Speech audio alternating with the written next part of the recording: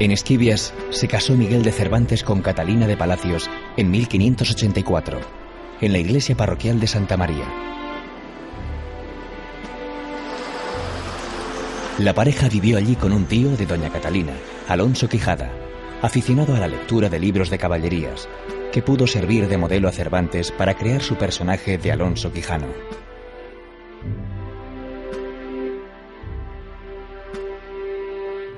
Aún se conserva la casa familiar, una típica mansión de 2 plantas del siglo XVI convertida hoy en museo cervantino.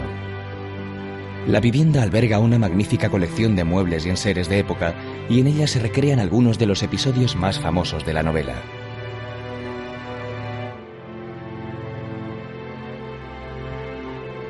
En la biblioteca se encerraba cada día Alonso Quijano durante horas para leer y releer las hazañas ajenas, hasta que consideró necesario hacerse caballero e irse por todo el mundo con sus armas y caballo, a buscar aventuras y desfacer entuertos. El dormitorio rememora el ambiente donde ama y sobrina cuidan del de la triste figura, cuando éste vuelve de su primera salida molido a palos. Mientras, el cura y el barbero deciden quemar la mayor parte de sus libros, de los que se salva el Amadís de Gaula, considerado el precursor de las novelas de caballerías.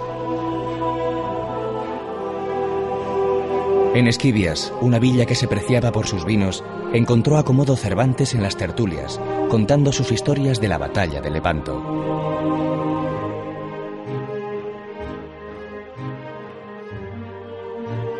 Aupada sobre una colina y ceñida por el Tajo, Toledo es una ciudad mágica que asombra al visitante con su hermosa síntesis de historias y culturas. Varias veces hace referencia Cervantes a la ciudad en las páginas de El Quijote.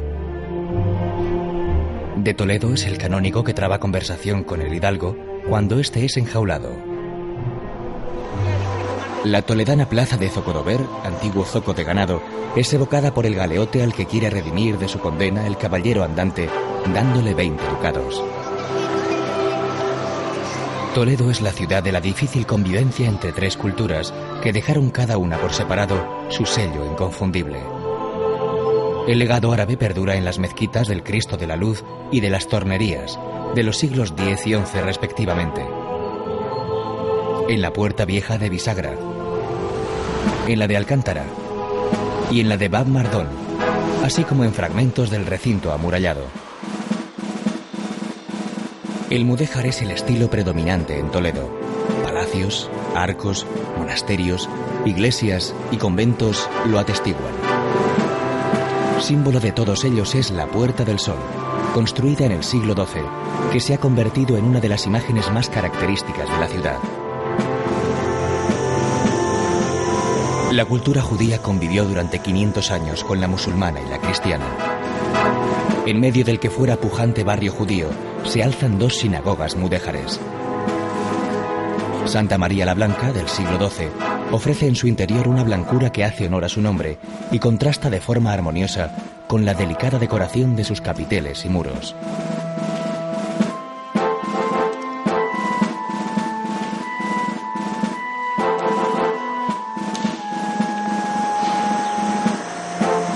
La Sinagoga del Tránsito es actualmente la sede del Museo Sefardí.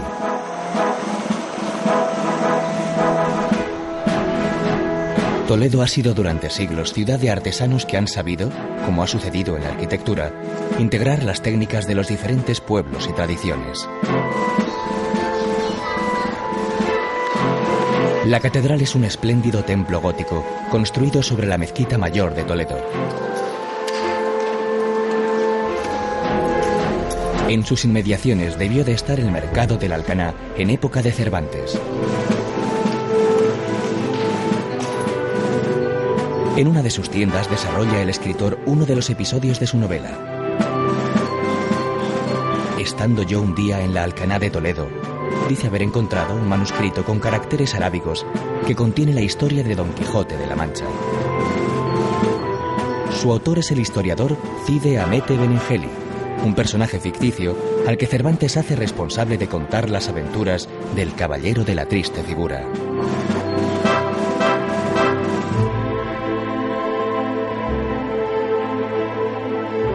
Unos kilómetros antes de llegar a Tembleque, la amplia llanura permite divisar su caserío de casas bajas y calles arboladas que lo hacen agradable al visitante.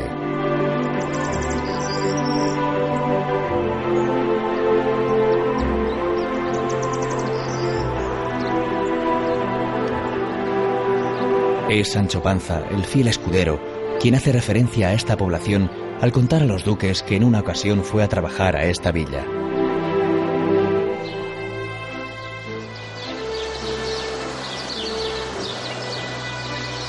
Pero Tembleque es ante todo famosa por su plaza mayor. Cervantes no la pudo admirar tal y como se muestra hoy porque ya había muerto cuando se inauguró, a mediados del siglo XVII. Sorprende la armonía del conjunto, con amplios soportales, galerías de madera y corredores abiertos por los que antaño se veían las corridas de toros que se celebraban en el recinto. A lo largo de los frentes destacan las placas de piedra rectangulares que ostentan la cruz de la Orden de San Juan de Jerusalén, a la que estuvo muy ligada la localidad en época medieval.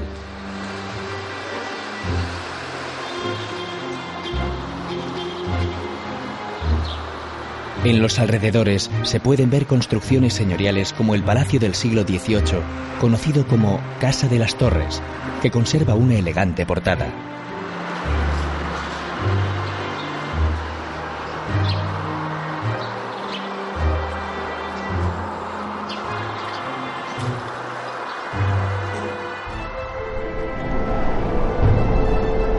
En las inmediaciones de Tembleque se alza un espectáculo ideal para desarrollar una de las aventuras del caballero andante en tiempos modernos.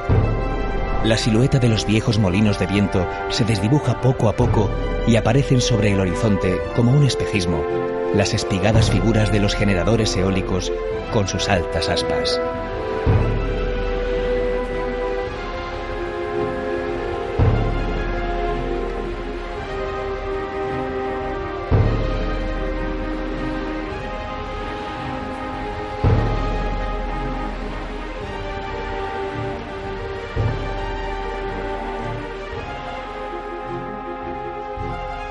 Mirada con los ojos de Alonso Quijano, La Mancha continúa siendo un paisaje encantado con algunos secretos por descubrir.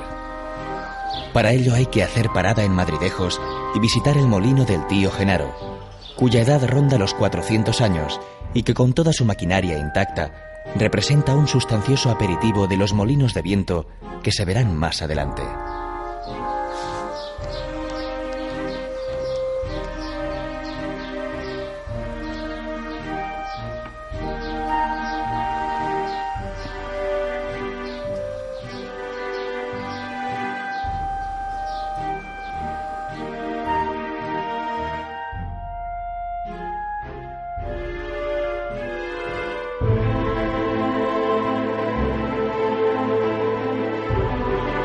Con el inconfundible perfil de la crestería manchega, compuesta por 11 molinos de viento y el castillo de la Muela, Consuegra espera al visitante de la ruta del Quijote.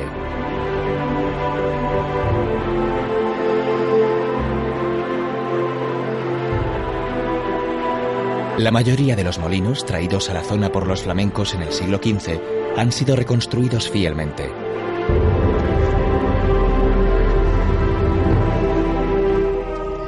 Desde este escenario cervantino se contempla una panorámica envidiable de la vasta llanura manchega.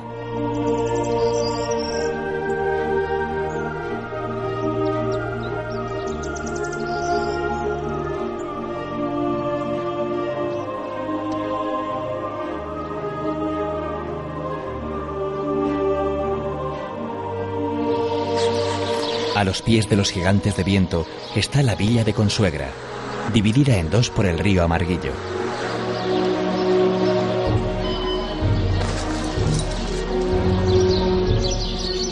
Su hermosa plaza de España, con el ayuntamiento renacentista, el Arco de San Juan y la Torre del Reloj, forma un magnífico espacio urbano.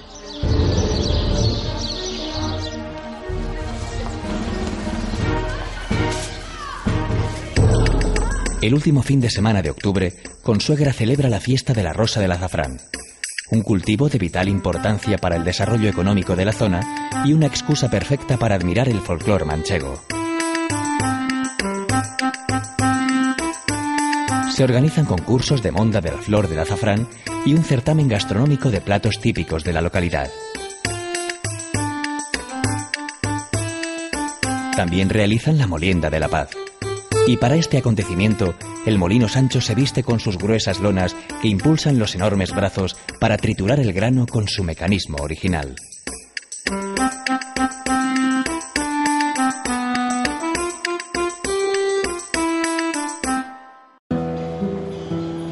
Toledo huele a almendra molida, a masa recién horneada, lista para ser saboreada en forma de mazapanes. Según los cronistas de Toledo, en tiempos de la reconquista cristiana contra los musulmanes, la ciudad sufrió un largo periodo de hambruna. Y fueron las monjas del convento de San Clemente las que, para lograr alimento, hicieron en un almirez y a golpe de maza una pasta con las dos únicas materias primas con las que contaban: almendra cruda y azúcar.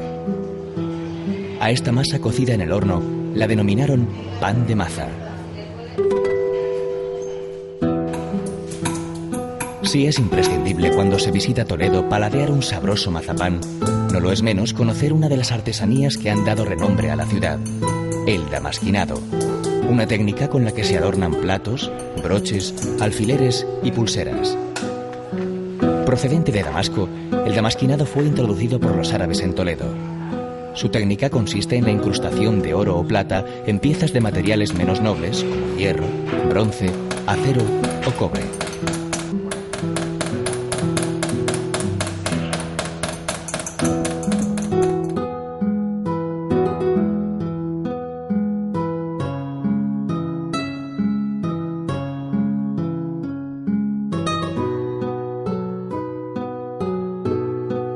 El oro y el acero se unen en Toledo para crear sus célebres espadas y sables de hojas forjadas y templadas a mano.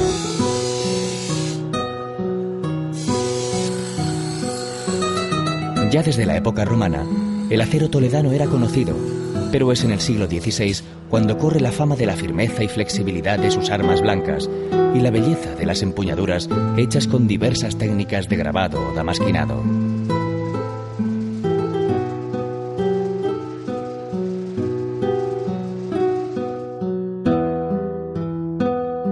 Actualmente, la mayor parte de la producción se destina al turismo, que compra copias de espadas históricas como la Tizona del Cid o la Excalibur del rey Arturo.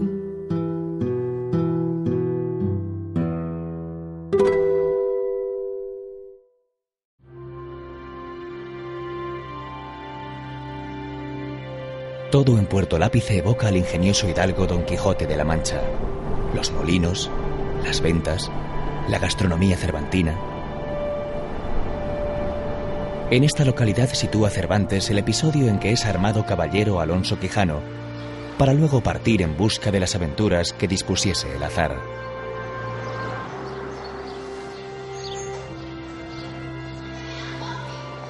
En el pueblo destaca su curiosa Plaza Mayor, con galerías de madera de intenso color rojo.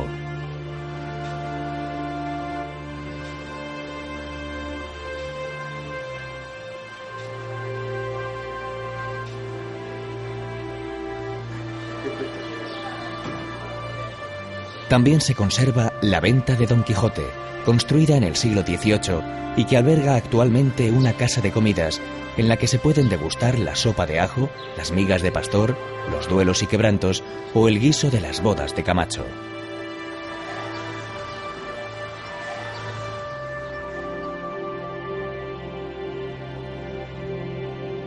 Alcázar de San Juan, antiguo señorío de los caballeros de la Orden de San Juan de Jerusalén, tiene un secreto muy bien guardado.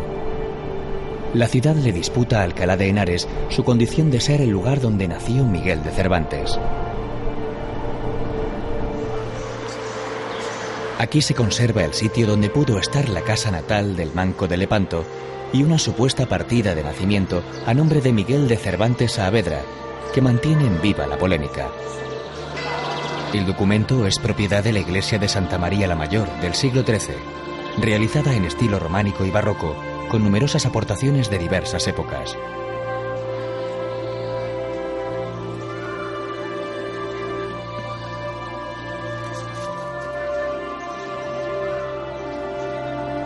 En la plaza de Santa María comparte protagonismo con la iglesia el torreón de Don Juan de Austria, que fuera gran prior de la Orden de San Juan. Más huellas del pasado señorial de la ciudad pueden verse en la iglesia gótica de San Francisco con sus sillares rojos.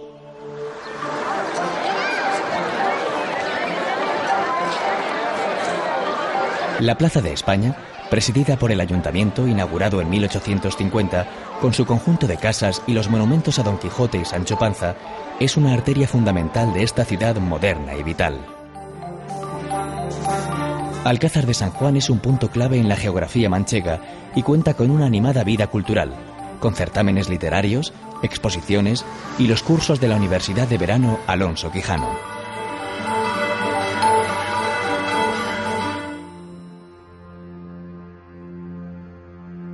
Campo de Criptana es el escenario de la aventura más famosa del Quijote, la de su duelo con los legendarios molinos de viento que su imaginación convirtió en desaforados gigantes.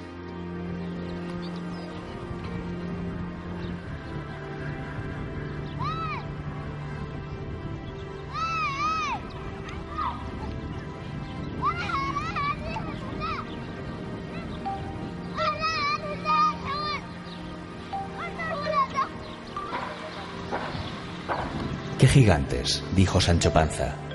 «Mire vuestra merced, que aquellos que allí se parecen no son gigantes, sino molinos de viento, y lo que en ellos parecen brazos son las aspas que, volteadas del viento, hacen andar la piedra del molino».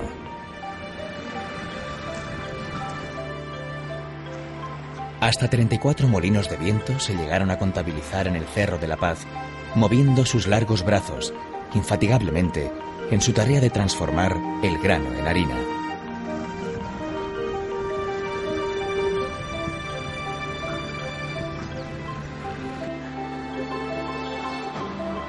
En torno al Cerro de la Paz se alza el núcleo más antiguo de la villa de Campo de Criptana. Son calles empedradas, con casas bajas de paredes blancas, zócalos de color azul añil y rejas que protegen las pequeñas ventanas. Calles que se unen entre sí mediante escaleras y que guardan sorpresas como las cuevas horadadas en la tierra. Buena muestra de esta arquitectura tradicional es la llamada Cueva de Mambrino, convertida en museo iconográfico del Quijote y donde se recrean muchas de las estampas del ilustre personaje.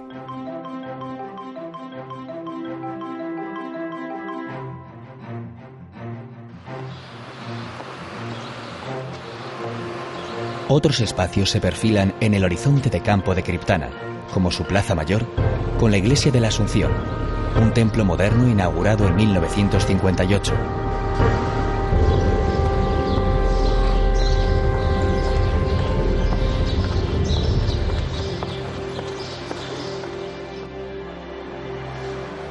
El Pósito, antiguo almacén de granos, es hoy el Museo Municipal. En su interior se recogen distintas maquetas relacionadas con los molinos de viento y actividades tradicionales.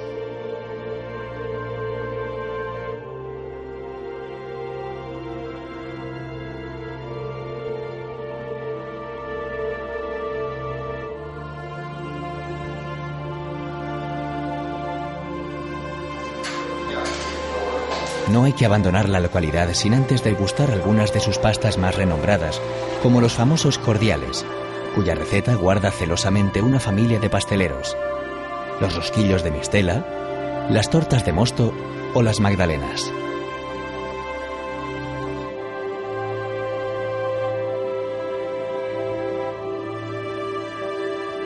El Toboso es la cuna del amor ideal.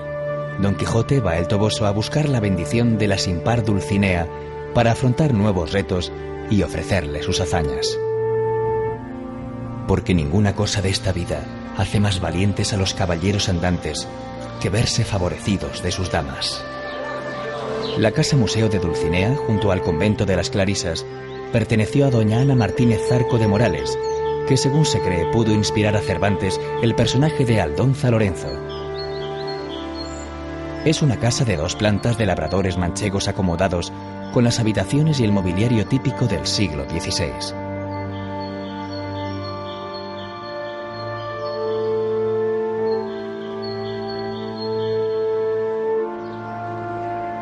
Abajo se ubican las dependencias dedicadas a las labores de trabajo. La cocina con gran cantidad de enseres, la bodega con tinajas antiguas de diversos tamaños, la almazara, la gran prensa de aceite ubicada en el corral.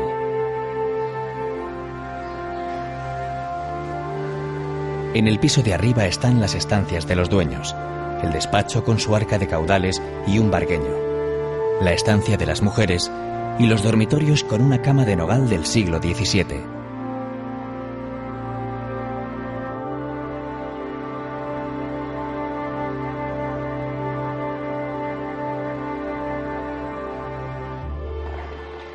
En el Toboso, caballero y escudero se toparon con la iglesia parroquial de San Antonio Abad, amplio templo de planta cuadrada en el que sobresale su pórtico plateresco y la torre de 3 cuerpos.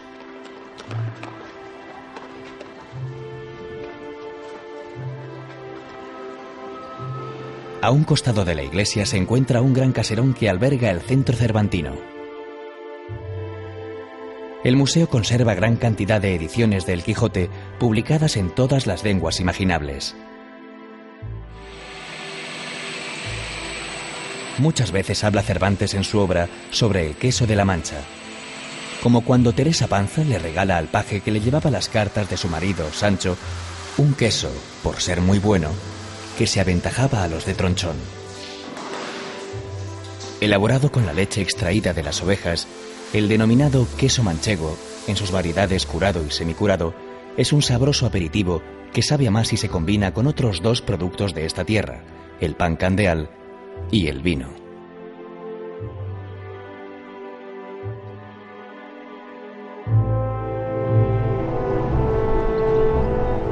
La ruta del Quijote sigue su trazado hacia Mota del Cuervo, donde supuestamente combatió el hidalgo con el Caballero de los Espejos. La localidad recibe al viajero con la típica estampa manchega. 7 molinos de viento alineados en lo alto de una pequeña sierra ponen límite a un paisaje donde no hay horizontes cercanos. Desde aquí se domina la villa con un conjunto de casas señoriales que portan escudos y lucen las características fachadas de la arquitectura regional. Los edificios religiosos están bien representados en la iglesia de San Miguel Arcángel, de los siglos XVI y XVII, y las ermitas de Santa Ana y Santa Rita.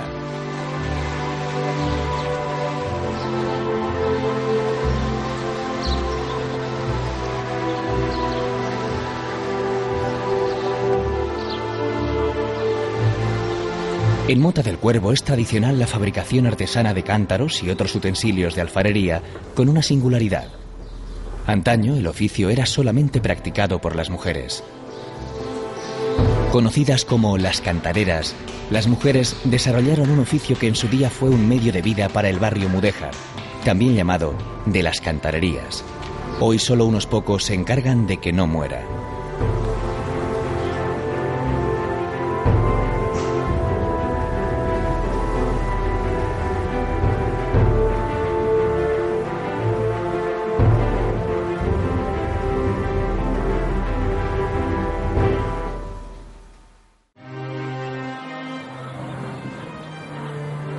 No hay constancia de que el ingenioso hidalgo visitara la villa de Belmonte, pero recorriendo esta ruta se hace imprescindible llegar al lugar de nacimiento de Fray Luis de León.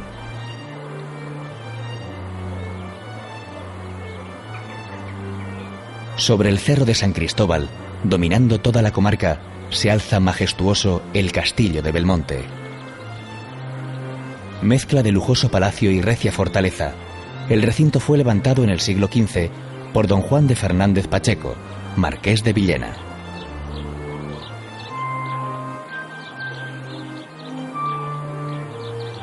Belmonte conserva parte de su estructura original, con la muralla y algunas puertas como la del Almudí, que comunican la fortaleza con el casco urbano. Sus calles y rincones guardan un imborrable sabor medieval, con casonas de grandes sillares que coronan escudos nobiliarios.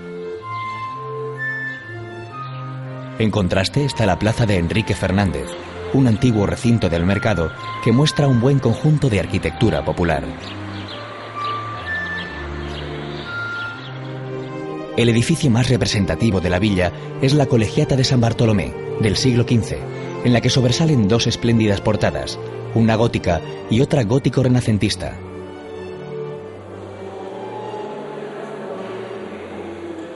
En el interior destacan las bóvedas de nervios, tanto en las 3 naves principales como en muchas de sus 13 capillas.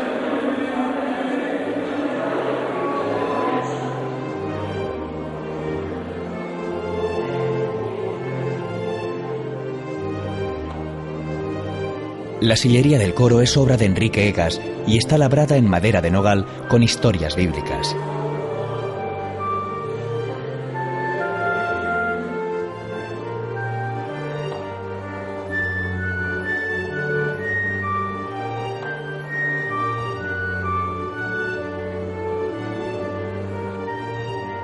Entre las joyas de la colegiata figura la pila bautismal en la que fue bautizado Fray Luis de León, que nació en esta localidad en 1527. El templo cuenta además con valiosos trabajos de rejería y un sinfín de obras que conforman un museo de arte sacro.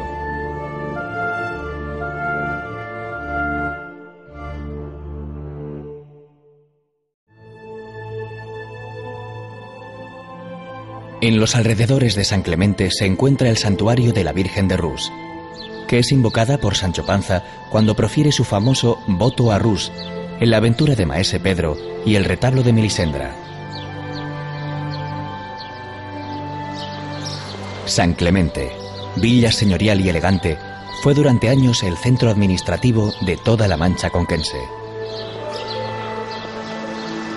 Este pasado se aprecia en sus calles, con una gran concentración de conventos, edificios públicos, casas señoriales con fachadas renacentistas y monumentos emblemáticos como el llamado Arco Romano, que es en realidad del siglo XVIII.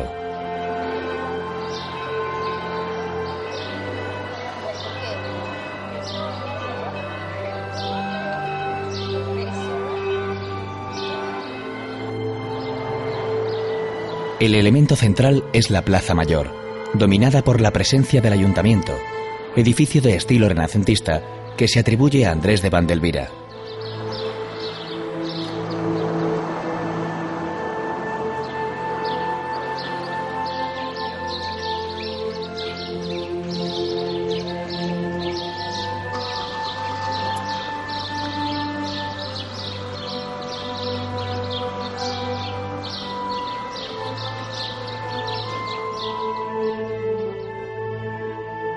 Situada en medio de los caminos que dieron vida al hidalgo manchego nacido de la pluma de Cervantes, Tomelloso es una ciudad moderna, con gran actividad comercial centrada en el cultivo de la vid y la elaboración de vino y alcohol.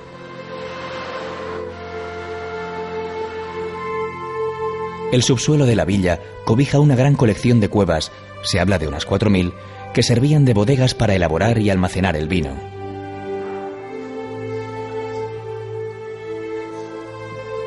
Tomelloso es también tierra de buen brandy. Así lo acreditan las bodegas Peinado, que comenzó a destilar vinos en 1820 y produce brandys con solera de más de 100 años. Testimonio del pasado de la localidad es la Plaza de España, donde se alza la barroca iglesia de la Asunción y la Posada de los Portales, del siglo XVII, con elegantes galerías que se utilizaban antaño para hospedar muleros y hoy acogen un centro cultural.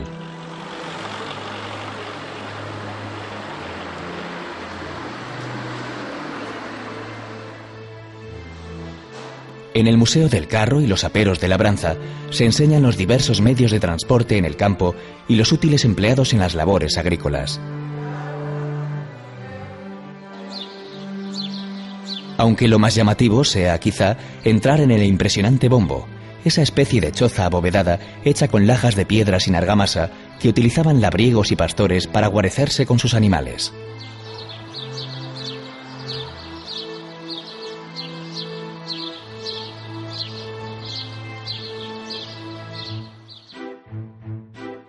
Argamasilla de Alba es una de las tantas poblaciones que aseguran ser aquel lugar de la Mancha de cuyo nombre no quiero acordarme. Cervantes es ambiguo. Intencionadamente juega con el lector, siembra la duda. escogió La Mancha como centro de las correrías de su héroe. Y en cambio, culpa al falso narrador de la historia del Quijote, Cide Hamete Benengeli, de omitir el nombre del pueblo de partida por dejar que todas las villas y lugares de La Mancha contendiesen entre sí por ahijársele y tenérsele por suyo, como contendieron las 7 ciudades de Grecia por Homero.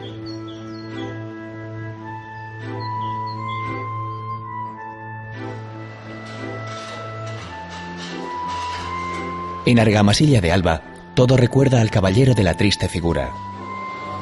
Aquí está la cueva de Medrano, una cueva como tantas otras que debieron utilizarse de despensa y a la que se accede por una escalera desde el patio del caserón.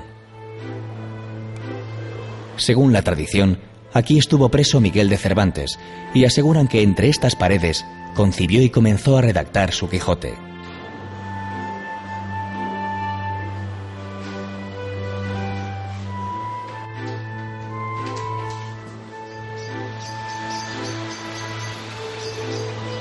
El otro elemento de polémica en Argamasilla se encuentra guardado en la iglesia parroquial de San Juan Bautista. Es un cuadro ex voto donado por el caballero Rodrigo Pacheco al templo en 1601 por haber curado de su locura. Un gran dolor en el cerebro, le llama en la inscripción. Tanto la fecha como la dolencia alimentaron la leyenda de que fue este hidalgo quien inspiró la figura de Don Quijote.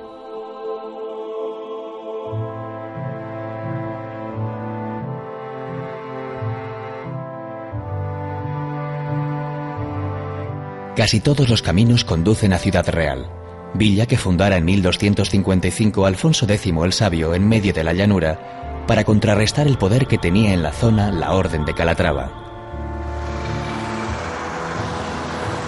De las primitivas murallas con 120 torreones solo quedan algunos lienzos y la Puerta de Toledo, construida en 1328. Dentro espera al visitante de la Ruta del Quijote una ciudad dinámica que cobra vida en la Plaza Mayor y la del Pilar, con su monumento al autor del Quijote.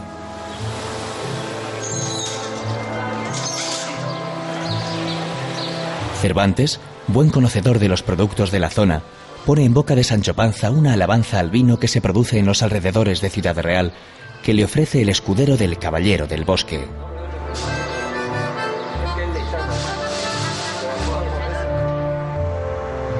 Ciudad Real tiene un museo del Quijote en el que se combina la exposición de obras de arte relacionadas con la novela con modernos montajes multimedia.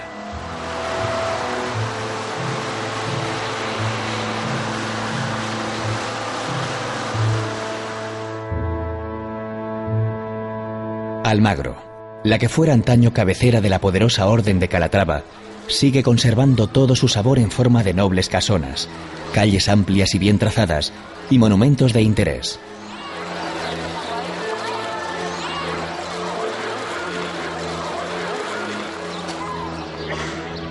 Sorprende la Plaza Mayor con galerías acristaladas que traen hasta el corazón del campo de Calatrava la influencia flamenca de los fúcares, aquellos banqueros del emperador Carlos V que se establecieron en la ciudad en el siglo XVI para administrar las minas de Almadén.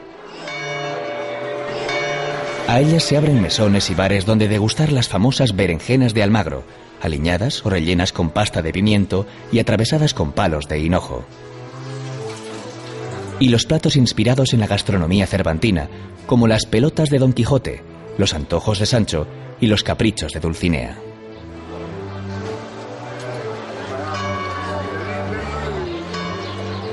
No aparecen los célebres personajes de la narración cervantina caminando por esta plaza, sino que continúan con su comedia de entuertos en una venta en las proximidades de Almagro. Pero probablemente sí lo hizo el propio Cervantes para acudir a alguna representación del Corral de Comedias, prácticamente el único teatro que queda del Siglo de Oro.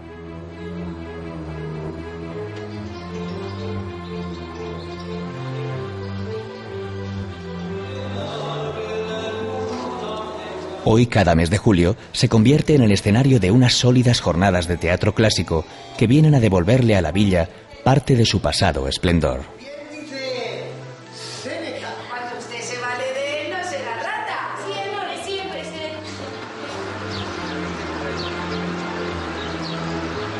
Almagro tiene numerosos palacios y conventos como el de San Francisco, convertido hoy en lujoso parador de turismo, o ya fuera del casco histórico, el convento de la Asunción de Calatrava, del siglo XVI, cuyo claustro con 2 galerías de columnas jónicas y toscanas es uno de los más bellos y menos conocidos del Renacimiento español.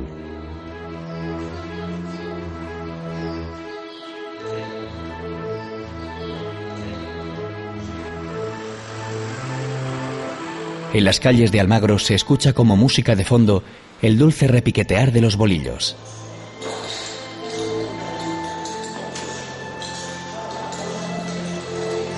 Fueron también los fúcares quienes a mediados del siglo XVII introdujeron el arte del encaje de bolillos en estas tierras del campo de Calatrava.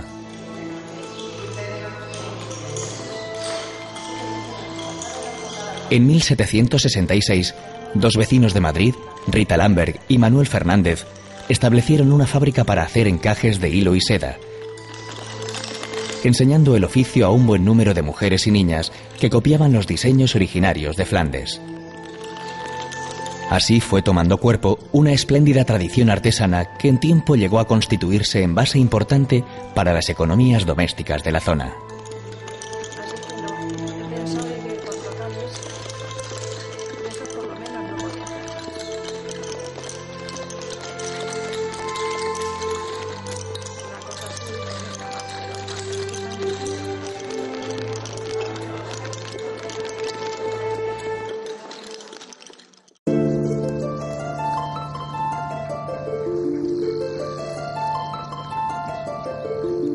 Son las tablas de Daimiel, el parque nacional enclavado entre Daimiel y Villarrubia de los Ojos, uno de los pocos humedales que quedan en La Mancha. Los culpables de este asombroso paraje son los ríos Guadiana y Cigüela, que forman en esta planicie un extenso ecosistema que cada año se puebla de aves de diverso tipo y plumaje. Algunas llegan aquí huyendo del invierno del centro y norte de Europa. Otras lo usan como lugar de descanso y nidificación en sus largos viajes migratorios. Y abundan también las especies sedentarias que pueden verse durante todo el año. Tal es el caso de la gran variedad de anátidas que navegan tranquilamente por entre la vegetación.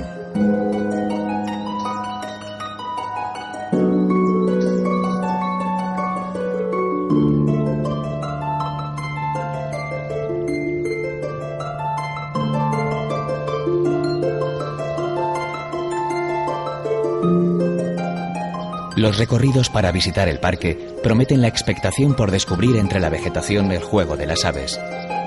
Atravesar las pasarelas de madera que se elevan sobre las charcas y comunican con tierra firme, o llegar a los observatorios preparados con poderosos prismáticos para otear el horizonte en busca de furtivos vuelos.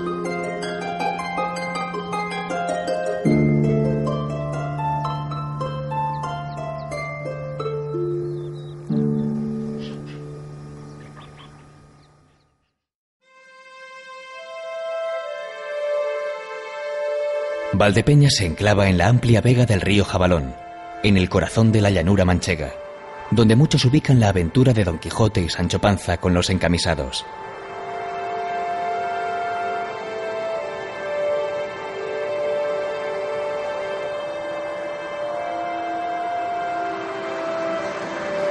El principal reclamo de esta ciudad es el vino de su mismo nombre.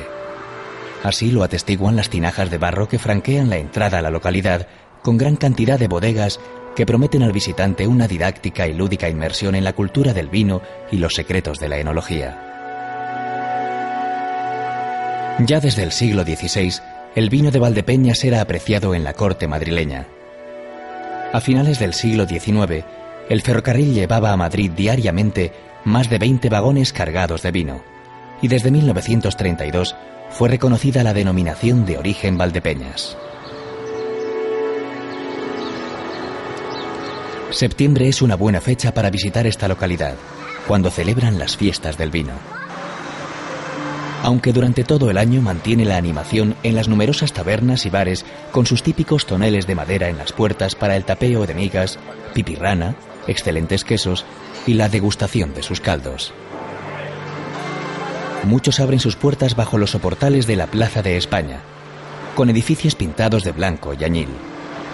A un costado de la plaza se alza la iglesia de la Asunción, de 1553, construida sobre una fortaleza de los caballeros de Calatrava.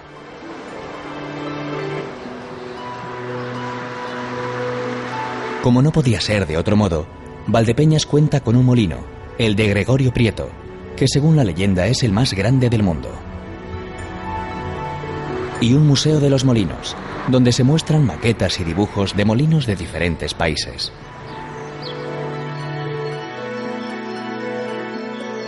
Terminada la visita a Valdepeñas, merece la pena desviarse de la ruta del Quijote y llegar a San Carlos del Valle, una villa diseñada por los arquitectos de Carlos III.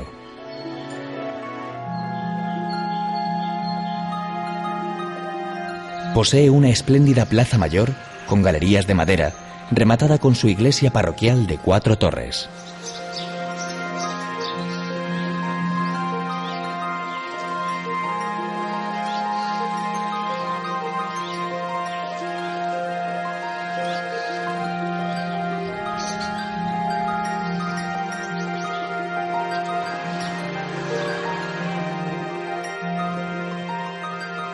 En Santa Cruz de Mudela se sitúa el episodio del yelmo de Mambrino, aquel en que Don Quijote se enzarza con un barbero para arrebatarle la bacía de afeitar que confunde con la prenda de este personaje de los libros de caballerías. El baciyelmo, como lo llama Sancho, cubrirá la cabeza del hidalgo en las próximas aventuras. En esta población son célebres las fábricas artesanas de cuchillería y navajas.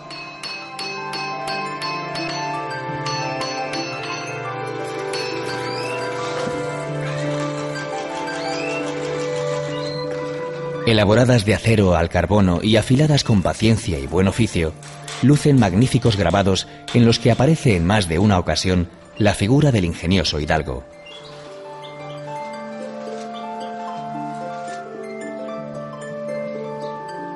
Santa Cruz de Mudela tiene la ermita Plaza de Toros de las Virtudes, el monumento más curioso de cuantos han salido al paso del visitante de la ruta del Quijote.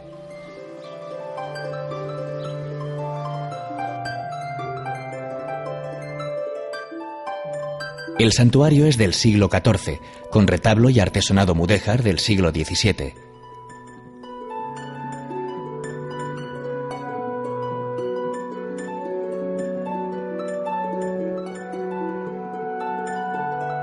Aquí se celebra el 8 de septiembre una romería en la que participa gente de toda la comarca.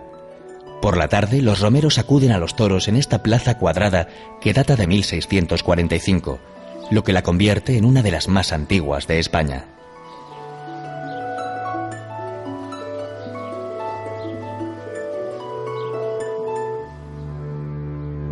En un lugar cercano a Viso del Marqués, en Sierra Morena, quedó el hidalgo enamorado haciendo penitencia, como hizo su admirado Amadís de Gaula tras el desdén de la amada Oriana. Mientras, el fiel escudero volvía riendas en dirección al Toboso para llevar una imaginaria carta de su señor a la sin par Dulcinea.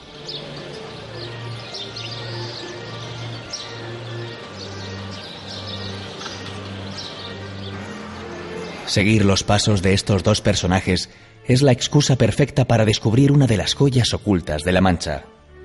Se trata del Palacio del Marqués de Santa Cruz, construido por el almirante don Álvaro de Bazán, que decidió acabar sus días tierra adentro en un palacio suntuoso y refinado al mejor estilo renacentista italiano.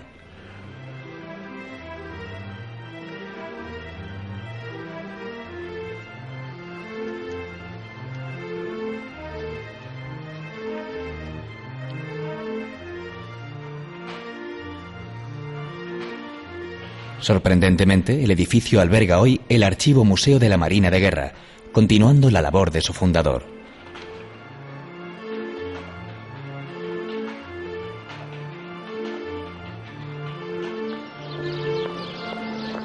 Junto al palacio se levanta la iglesia de la Asunción, con un enorme caimán disecado que cuelga en su interior, regalo del marqués tras uno de sus muchos viajes.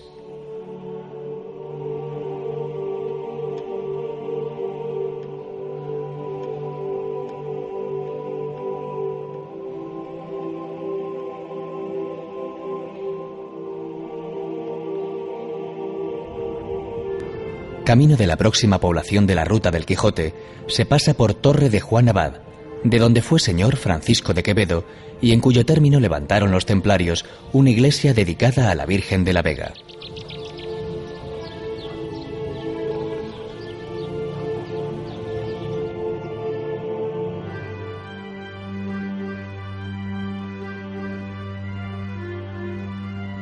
Villanueva de los Infantes es una de las villas más señoriales de la zona. La plaza mayor es de una sobriedad y monumentalidad desbordantes. A ella se asoma la portada herreriana de la iglesia de San Andrés, donde estuvo enterrado Quevedo. Sus calles están repletas de palacios, escudos, iglesias y casonas como la de don Diego de Miranda, el caballero del verde gabán con quien se encuentra Don Quijote en la segunda parte de la novela. Cervantes la describe ancha como una aldea, las armas esculpidas en piedra tosca encima de la puerta, la bodega en el patio, la cueva en el portal y muchas tinajas. Aquí el hidalgo pasó varios días entregado a la poesía y la melancolía, mientras Sancho Panza pudo dedicarse al buen llantar. En una villa en la que se pueden contar hasta 230 blasones, no sorprende que una de sus artesanías más renombradas sea la elaboración de escudos esculpidos en piedra.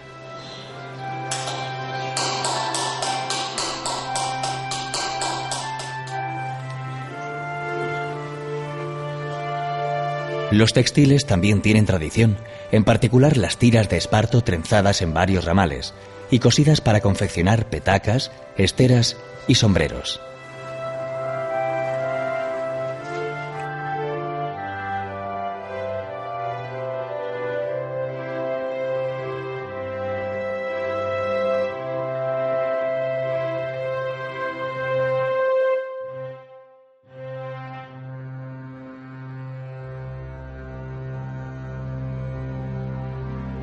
Las provincias de Albacete y Ciudad Real comparten las lagunas de Ruidera, verdadero oasis de agua y verdor en medio de la Mancha.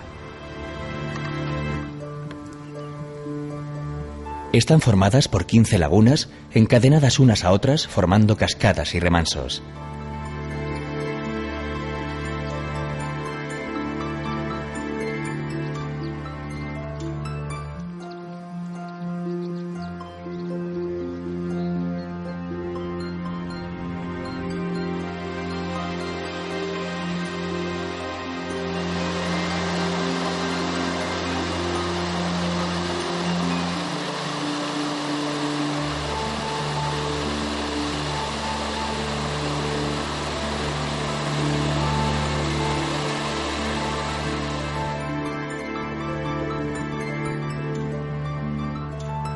Don Quijote acudió hasta aquí atraído por la fama del lugar y de la célebre cueva de Montesinos, que se encuentra muy cerca de la laguna de San Pedro.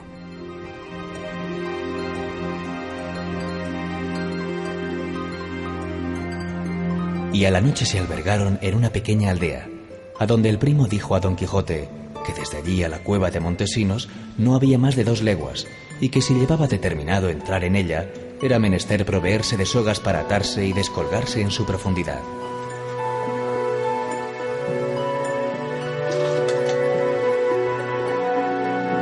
Hoy no es necesaria la cuerda, aunque sí una linterna para explorar esta cavidad que continúa como la describió Cervantes, con colonia de murciélagos incluida.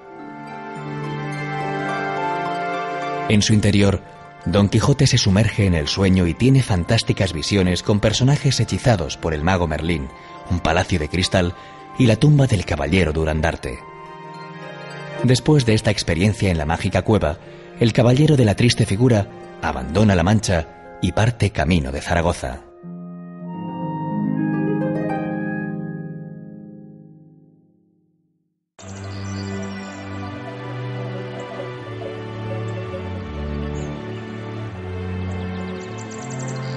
En la cima del Cerro del Alacranejo, a unos 30 kilómetros de Ciudad Real, se encuentran los imponentes restos del Sacro Convento de Calatrava la Nueva.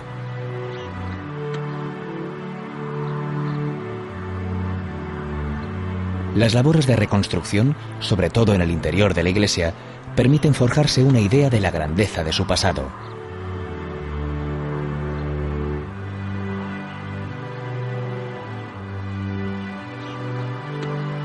El Sacro Convento fue fundado en el siglo XIII como sede de los Caballeros de Calatrava. Desde esta atalaya, los maestres continuaron la reconquista hasta que se trasladaron a la más confortable villa de Almagro.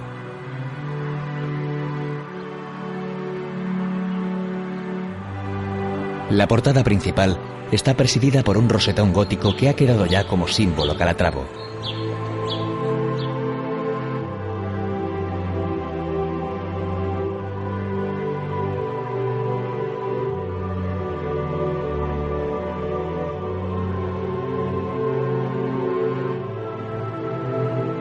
El interior es un conjunto austero, coronado por perfectas bóvedas de ladrillo.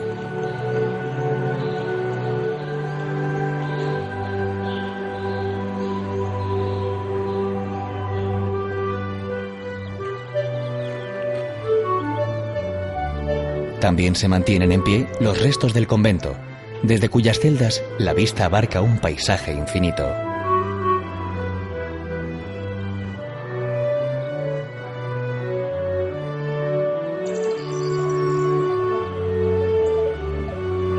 Casi enfrente del convento, sobre el cerro de la Atalaya, están las ruinas del castillo de Salvatierra. La fortaleza fue conquistada por los caballeros calatravos en 1198, quienes ampliaron sus defensas para vigilar las vías naturales que cruzan Sierra Morena y unen la meseta con el valle del Guadalquivir.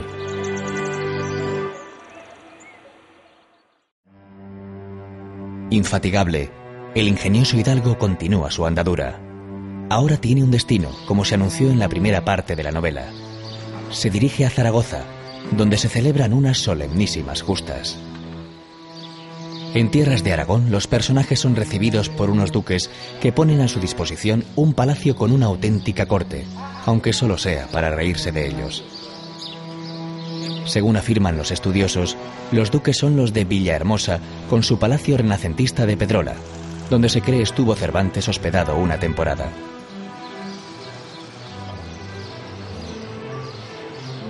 Allí sigue en pie la residencia ducal dominando la plaza con su escudo de armas y la iglesia parroquial del siglo XV.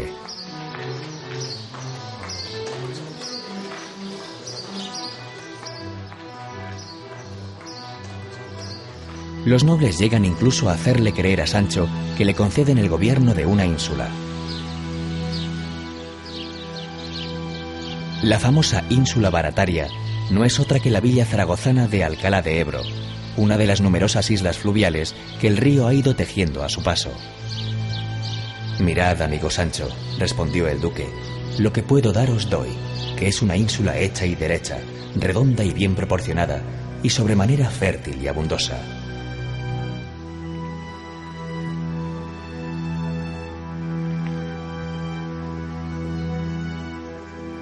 Después de esta experiencia, caballero y escudero reemprenden el viaje a Zaragoza. Sin embargo, no llegarán muy lejos, porque en una venta del camino encuentran un ejemplar de unas falsas aventuras del hidalgo manchego. En 1614 vio la luz otra historia de Don Quijote firmada por un tal Avellaneda, que continúa la saga cervantina en las justas zaragozanas. Cervantes, para salir del lance, denuncia en la segunda parte de su novela la narración apócrifa y decide encaminar los pasos de su protagonista hacia Barcelona. Por esta razón, Zaragoza se queda sin la visita del verdadero Quijote. Pero no ocurrirá lo mismo con el espectador de esta ruta.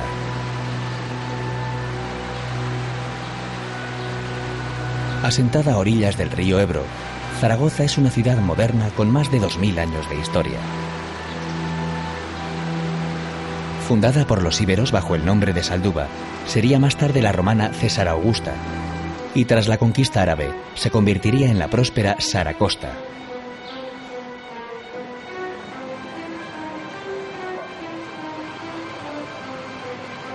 Con la reconquista cristiana fue capital del Reino de Aragón, que llegó a comprender los territorios de los actuales Aragón, Cataluña, Valencia y las Islas Baleares.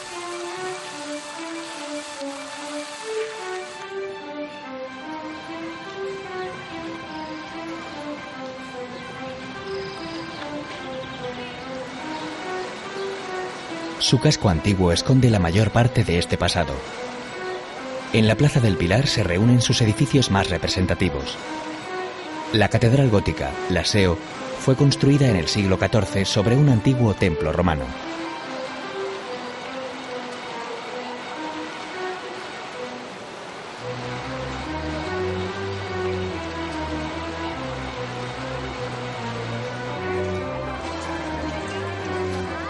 La Basílica de Nuestra Señora del Pilar, uno de los principales centros marianos del cristianismo, comenzó a levantarse en 1691 y alberga pinturas murales realizadas por Francisco de Goya.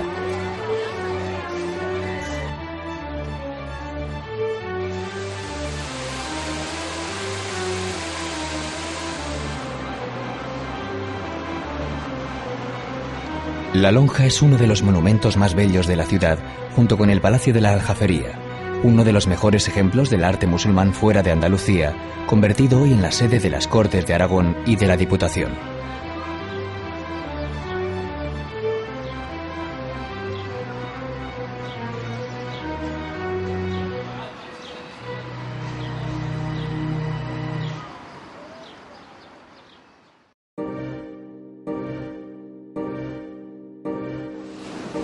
Don Quijote y Sancho Panza vieron el mar por primera vez en Barcelona y les pareció espaciosísimo y largo, harto más que las lagunas de Ruidera que en La Mancha habían visto.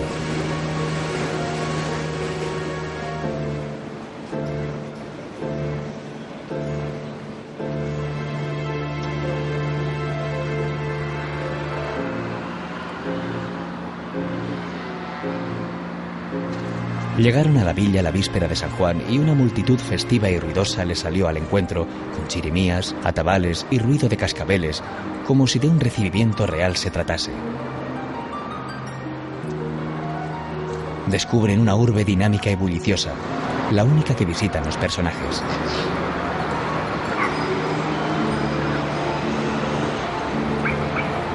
En la zona portuaria, con sus mesones, se reunían gentes de muy diversa procedencia, como haría el bachiller Sansón Carrasco, que sigue los pasos del hidalgo con el fin de hacerlo regresar a su aldea manchega.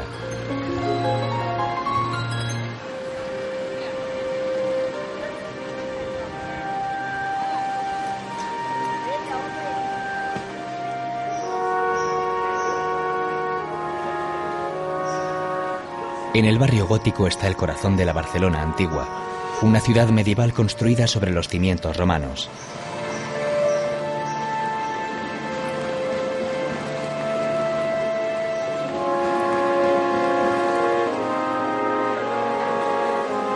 En esta mezcla histórica de callejuelas estrechas pudo estar la casa de Antonio Moreno, el amigo del bandolero Roque Guinart, que acoge a los viajeros. A su balcón sale Don Quijote para ver las fiestas y los grandes monumentos.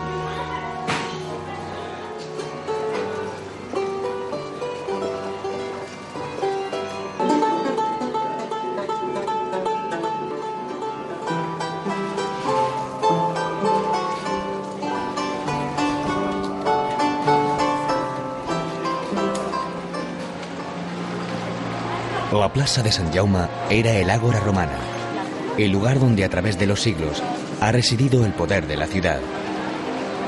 Hoy, como haciendo honor a su pasado, se levantan aquí el Palau de la Generalitat y el edificio del Ayuntamiento.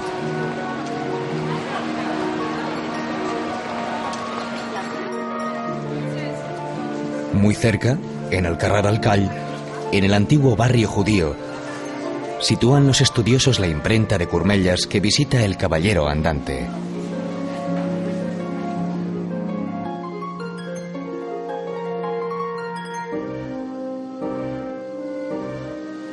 En sus alrededores se suceden edificios históricos y plazas como la de Sant Felip Neri, que toma su nombre de la iglesia barroca.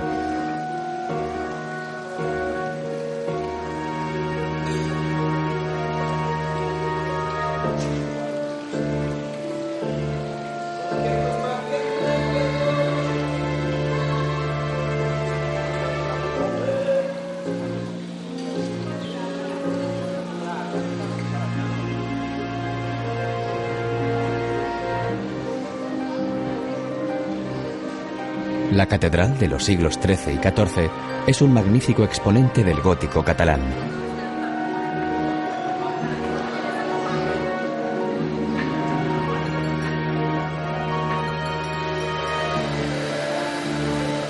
Limitando el barrio gótico está la Rambla, la calle barcelonesa por excelencia. Es su arteria más viva a cualquier hora del día o de la noche, con kioscos de todo tipo y actores callejeros que hacen del lugar un espectáculo en sí mismo.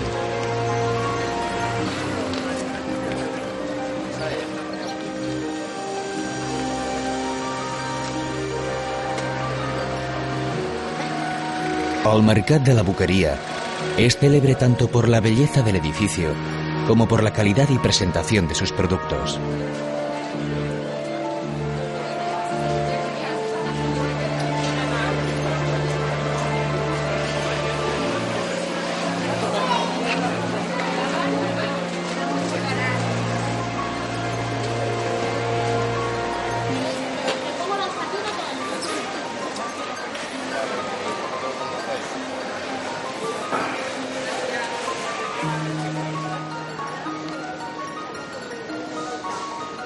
Encanto especial tiene la Plaça Reial, un espacio para sentarse y tomar unas copas al aire libre, admirando las farolas que diseñara Gaudí.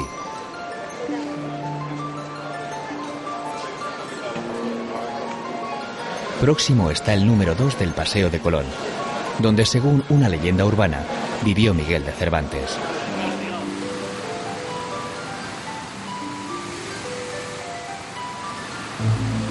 La plaça de Catalunya marca la frontera entre la Ciudad Bella y el Eixample.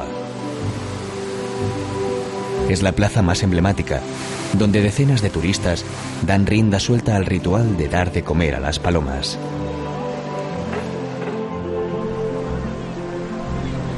Termina el viaje.